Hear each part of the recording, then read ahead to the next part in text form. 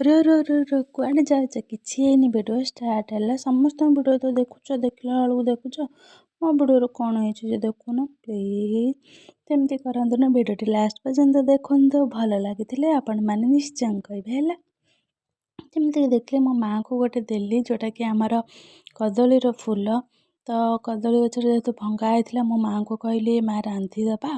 ମାଆ କହିଲେ ଦଉନ, ବଗେଇ ଦେଉଛି। ତ ମୋ ମାଆଙ୍କୁ ଦେଇଥିଲେ ବଗେଇତେ, ମାଆ ବଗେଇ ଦେଇଥିଲେ। ତ ତା ଭିତରେ ଆପଣମାନେ ଯେମିତି ଦେଖି ଆଳୁ କାଟିକି ମୁଁ ମୋର ପିସ୍ କରି ରଖିଦେଇଥିଲି। ଅଦା ରସୁଣ ବି ଛଡ଼େଇ ସାରିଥିଲେ। ମାଆଙ୍କୁ ଦେଖନ୍ତୁ ସେ ମଝିରେ ଯେଉଁ ଷଣ୍ଢାଟାକୁ ଖୋଲିଦେଲେ। ମୁଁ ପଚାରିଲି ମାଆ ଏଟା ନ ଖୋଲିଲେ ଚଳିବନି? ମାଆ କହିଲେ ନାଇଁ ଏଟା ନ ଖୋଲିଲେ ଚଳିବନି, ଏଇଟା ହିଁ ଖୋଲିଦେଲେ ୟାର କଷା ଅଂଶଟା ଇଏ ନେଇଯାଏ, ଆଉ କଷା ଲାଗେନି। ତ ଏବେ ଦେଖିପାରୁଥିବେ ଯେମିତିକି ମୁଁ ତାରାକୁ ମାନେ ସେ ଫୁଲ ଗୁରା ଚୁନ ଚୁନ କରି କାଟି ଦେଇଛି। କାଟି ଦେଇ କଢ଼େଇ ବସେଇଲେ, ସେଥିରେ ପାଣି କିଛି ଦେଇକିନି ଆଉ ହଳଦୀ, ଲୁଣ ଆଉ ସେ ଫୁଲକୁ ଦେଇକି ମୁଁ ସିଝେଇ ଦେଇଥିଲି। ବହୁତ ଭଲ ଭାବରେ ସିଝେଇ ଦେଇଥିଲି, ଯାହାଫଳରେ ସିଝିଯିବ ଆଉ ତାର ଆଉ ଟିକେ ଯାହା କଷା ଅଂଶ ଥାଏ ସେଟା ସେ ଆପେ ଆପେ ବାହାରିଯାଏ। ତ ଏବେ ଦେଖିପାରୁଥିବେ ମୋର ପୁରା ଫାଇନାଲ୍ ସିଝି ଯାଇଛି। ଆଉ ଏବେ ମୁଁ ଏହାକୁ ଗୋଟେ ଛଙ୍କା ସାହାଯ୍ୟରେ ଛାଙ୍କି ଦେଇଥିଲି।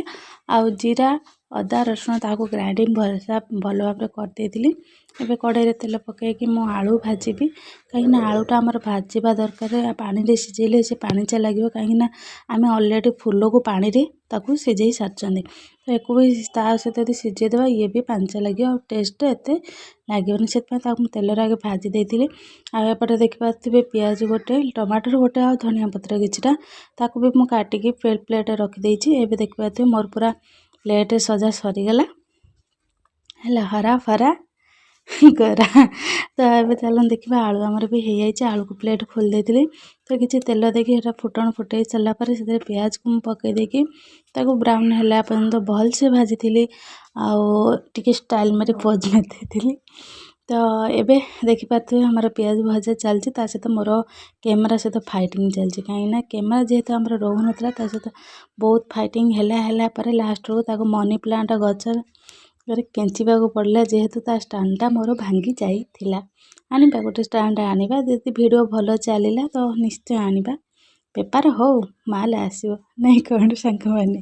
ତ ଏବେ ଦେଖିପାରୁଥିବେ ଆମର ପିଆଜ ପୁରା ରେଡ଼ି ହେଇଛି। ମୁଁ ଅଦା ରସୁଣ ପେଷ୍ଟ 2 ଚାମଚ ତାକୁ ଭଲସେ ପକେଇକି, ଲୁଣ କିଛି ପକେଇକି ତାକୁ ଭଲସେ କଷିଲି। ଏବେ ଦେଖିପାରୁଥିବେ ଲଙ୍କାଗୁଣ୍ଡ, ଧନିଆ ପାଉଡ଼ର, ହଳଦୀ ପାଉଡ଼ର ଆଉ ତା ସାଙ୍ଗକୁ ପୁଣି ଟିକେ ଲୁଣ ତାକୁ ବି ପକେଇ ଭଲସେ ମସଲା କଷିଲି। ଯେହେତୁ ତାର କଞ୍ଚା ସ୍ମେଲ୍ଟା ଯିବା ଦରକାର, ନହେଲେ ଆମକୁ କ'ଣ ଲାଗିବ, ଅଦା ରସୁଣ ପେଷ୍ଟଟା କଞ୍ଚା ଲାଗେ। ତ ଏବେ ଦେଖିବେ ଟମାଟର ପକେଇକି ମୁଁ ତାକୁ ଭଲସେ ଭାଜିଲି।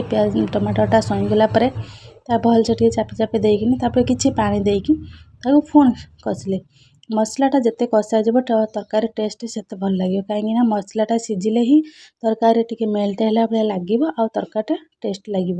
ତ ଆପଣମାନେ ବି ଘରେ ଥରେ ବନେଇକି ଖାଆନ୍ତୁ, ଆଉ କୁହନ୍ତୁ କେମିତି ଲାଗୁଛି। ଆପଣମାନେ ଛତୁ କ'ଣ ଭୁଲିଯିବେ, ୟାର ଟେଷ୍ଟ ପାଇଲା ପାଇଁ। ଯେହେତୁ ଆମର ମାନେ ନ୍ୟାଚୁରାଲ୍ ଜିନିଷ, ଏଥିରେ କିଛି ସାର ନାହିଁ, ବିଷ ନାହିଁ, ଦେହ ପାଇଁ ବହୁତ ହେଲ୍ଦି, ବହୁତ ଦରକାରୀ ଏ ଜିନିଷଟା। ମସଲା ଏବେ ଦେଖିପାରୁଥିବେ ଆମର ରେଡ଼ି ହେଇଯାଇଛି। ମୁଁ ତାକୁ କ'ଣ କଲି ନା, ସେ ଫୁଲ ଆଳୁକୁ ପକେଇକି ଭଲସେ କଷିଲି, କାହିଁକିନା ଯେହେତୁ ଆମର ପାଣିରେ ସିଝା ହେଇଥିଲା ଫୁଲଟି, ତ ତାକୁ କଷିବା ଦ୍ୱାରା ତାର ଯେଉଁ ପାଣି ଅଂଶଟା ମସଲାରେ ମିଶିଯାଏ। ଆଉ ମସଲା କିଛିଟା ସେ ଫୁଲ ଦେହ ସାଙ୍ଗରେ ସେ ମିସିଂ ହେଇଯାଏ, ଆଉ ବେଶୀ ସେଟା ଲାଗିବନି ପାଣିଚିଆ। ତ ତାକୁ କିଛି ସମୟ ମୁଁ ଘୋଡ଼େଇ ଦେଇଥିଲି ସିମ୍ରେ ରଖିକି। ତ ଏବେ ଦେଖିପାରୁଥିବେ ଆମର କଷା ଚାଲିଛି, କିଛି ସମୟ ସିମ୍ରେ ରଖି ଘୋଡ଼େଇ ଦିଆହେଲା। ଘୋଡ଼େଇ ଦେଲା ପରେ ଦେଖିପାରୁଥିବେ ଆମର ଅଲରେଡ଼ି କିଛିଟା ସମୟ ହେଇସାରିଲାଣି। ଏ କଷାଟା ବି ଖାଇଲେ ଭଲ ଲାଗିବ, ୟାକୁ ବି ଆପଣମାନେ ରୁଟିରେ ବି ଖାଇପାରିବେ, ବହୁତ ସୁନ୍ଦର ଲାଗିବ। ତାକୁ କିଛି ପାଣି ଦେଇକି ଏବେ ମୁଁ ଢଙ୍କେଇ ଦେଲି କିଛି ସମୟ ପାଇଁ। ଦେଖନ୍ତୁ ମୋର ପୁରା ଅଲରେଡ଼ି ରେଡ଼ି। ମାଆ ବି ଖାଇକି କହିଲେ ବହୁତ ଭଲ ହେଇଛି।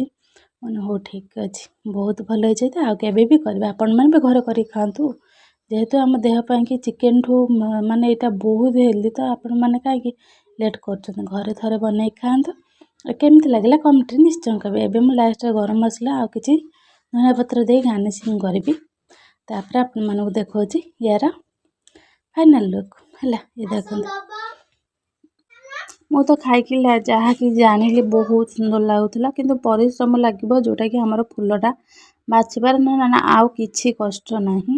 ଆପଣ ମାନେ ବି ଘରେ ବନେଇ ଖାଇପାରିବେ। ସରି ସାଙ୍ଗମାନେ, ମୋର ଟିକେ ଶୋଇକି ଉଠିଲି ତ ସେଥିପାଇଁ ମୁଁ ଟିକେ ଅଖାଡ଼ୁଆ କଥାରା ବାହାରୁଛି।